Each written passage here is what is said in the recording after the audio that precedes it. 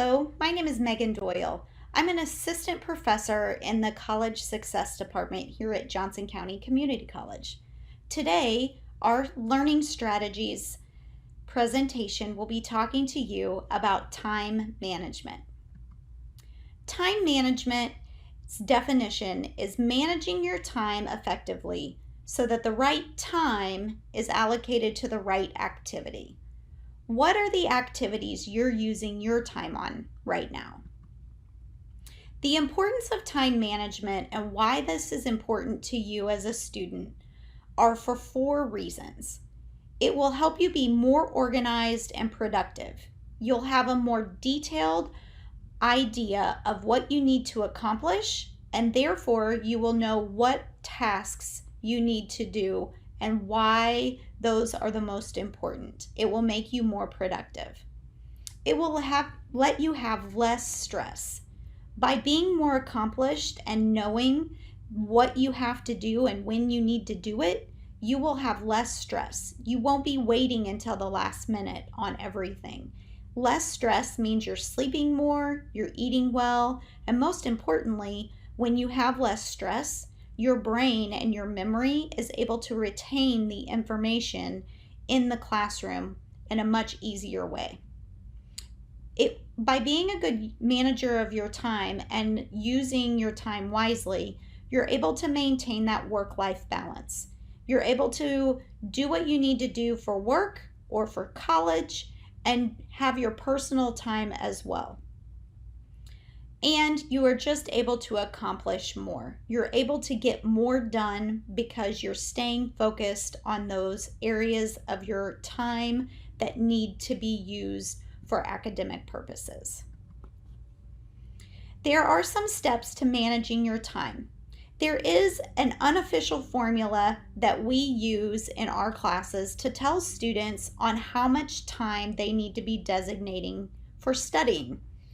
The rule goes like this: for every 1 hour that you spend in class, you should be spending 2 hours outside of class for studying.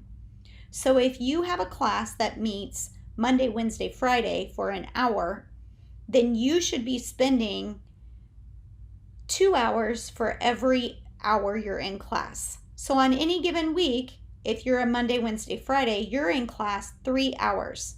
So therefore, you should be spending 6 hours outside of class studying.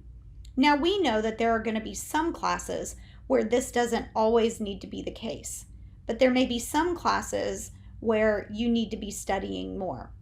Think about that and how you can build that study time into your schedule. The three things I want you to focus on today when trying to figure out how to begin to manage your time. Set your goals and make daily to-do lists.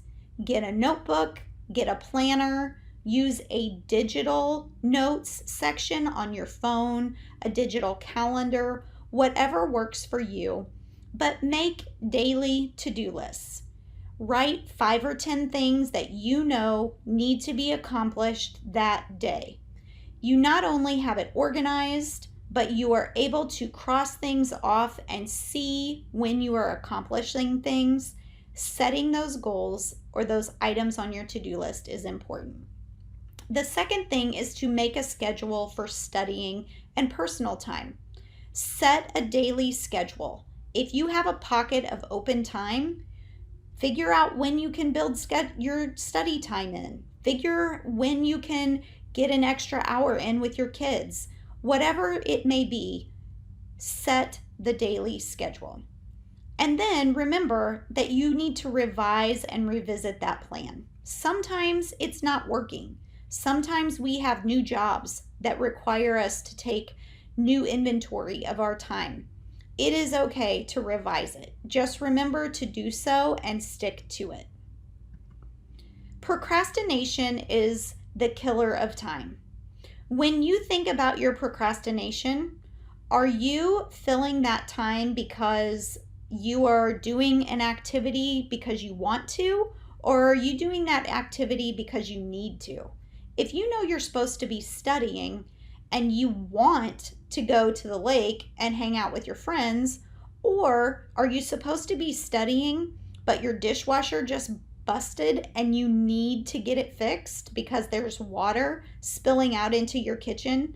What are the wants and needs for your time? Divide the project into smaller tasks. If you have a big project coming up, try not to spend 3 hours on it at one time, but break it into much smaller tasks. Do a little each day. That will help you be accomplished and it will help you focus on moving forward. And most importantly, after you have stuck to your schedule and you've been able to accomplish some of those goals, reward yourself. It's important for your motivation. The last slide I want to share with you is this weekly schedule worksheet. In our college success classes, we have our students fill this worksheet out for us. We all have 168 hours in a week. No more, no less, but it is important for you to know where those holes or those time wasters may be. We have our students go through here and fill out when they are in class, when they are working, when they're sleeping, when they have study time planned in, even whenever they're commuting to and from campus or commuting to and from work. So I would encourage you, if you've never done this, to track a week of your schedule.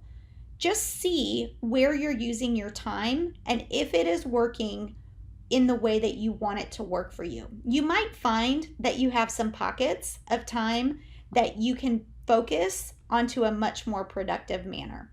Thanks for spending your time with me.